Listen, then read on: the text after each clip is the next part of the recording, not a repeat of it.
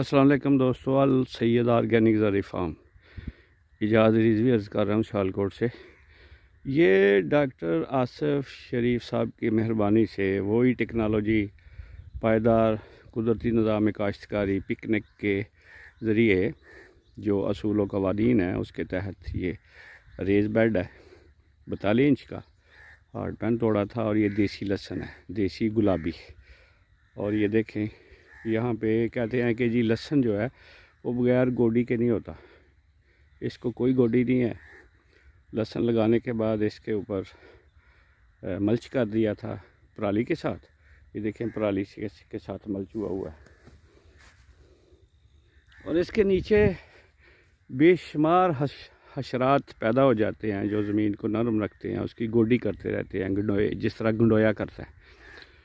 तो बस इसी टेक्नोलॉजी के तहत ये लहसुन है 2 एकड़ के करीब है और माशाल्लाह बहुत अच्छी फसल है। दूर दूर से फार्मर्स भाई मेरे देखने आते हैं और बड़ा खुश होते हैं और अपने होंठों में उंगली दबा लेते हैं कि हमने तो कभी सोचा भी नहीं था कि ये लहसुन बगैर गोडी के हो जाएगा, ये इतनी अच्छी फसल है।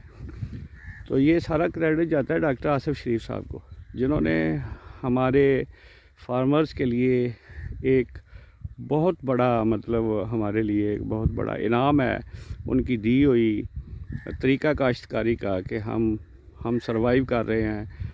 हमें बड़ी खुशी होती है, हम अपनी इस खुशी का इजहार समझ नहीं आती किस तरह करें।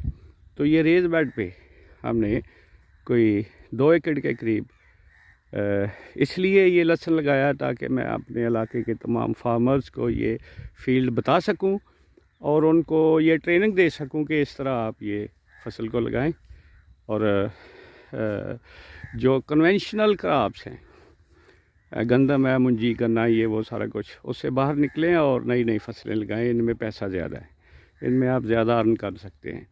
इसके साथ ही इजाज़त चाहूँगा और मैं शुक्रिया अदा करता हूँ आखिर में फिर डॉक्टर आसिफ शरीफ साहब का बहुत शुक्रिया कि सैयद इजाज़त रिजवी अल सैयद ऑर्गेनिक ज़री फार्म सियालकोट।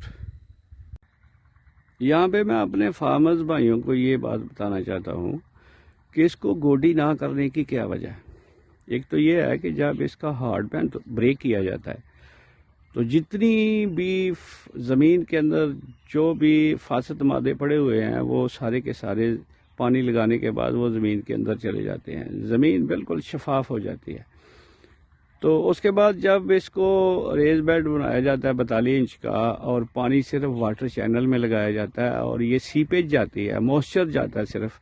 और जिन फसलों को हम सिर्फ मॉइस्चर दें वो फसलें बहुत अच्छी होती हैं, ये तजर्बात लोग कर चुके हैं। तो जब इसके ऊपर मल्च किया जाता है तो फिर जितना भी गंदमंद है, जड़ी बूटी है, वो नहीं उगती। तो इसलिए हम इसको गोडी नहीं करते। फिर ये है कि मल्च के नीचे जितने भी हशरात पैदा हो जाते हैं वो इसकी गोडी का ज़िम्मा उनके ज़िम्मे है। वो इसको ज़मीन को नीचे ऊपर करते रहते हैं, ज़मीन नरम रहती है और फसल अच्छी होती है। तो हम बहुत सा लहसुन जो है ना वो तो बाहर के मुल्कों से मंगवाते हैं। तो जितना भी इम्पोर्टेड लहसुन है उसकी निस्बत अगर हम अपने मुल्क में ये इसकी फसल अच्छे तरीके से इस तरीके से करें जिसमें हमें ज़्यादा मेहनत ना करनी पड़े तो ये हम खुद कफ़ील हो सकते हैं। और चौथी बात जो बड़ी अहम है, ये ऑर्गेनिक है, इसमें कोई मेडिसिन की स्प्रे नहीं है, कोई फंजीसाइड नहीं है, कोई सेक्टिसाइड नहीं है, मुतलक इसमें कोई खाद वाद नहीं है। और ये सबसे खुशी की बात ये है कि ये ऑर्गेनिक है और बहुत अच्छी फसल है।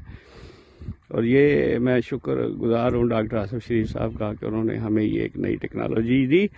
और मैं तमाम अपने फार्मर्स भाइयों को दावत देता हूँ कि इस तरीक़ा काश्तकारी को अपनाएं और अपनी फसलें लगाएं। मेरे फील्ड में बहुत सी मेडिसिनल प्लांट्स हैं, इसके अलावा जितनी भी दालें हैं, इसमें चने हैं, इसमें मसूर हैं, फिर इसके अलावा जो चिया सीड्स हैं, अलसी है, ये वो सब रेज़ बेड पे है। तो उसकी वजह से ये मेरी फसल बहुत अच्छी है। तो मैं तमाम फार्मर्स को इसके लिए दावत दूंगा कि इस तरीक़ा काश्तकारी को अपनाएं और अर्न करें और सरवाइव करें اور خوشحالی ان کا مقدر بنے۔ Ijazat Rizvi, Al Syed organic dairy farm, Sialkot.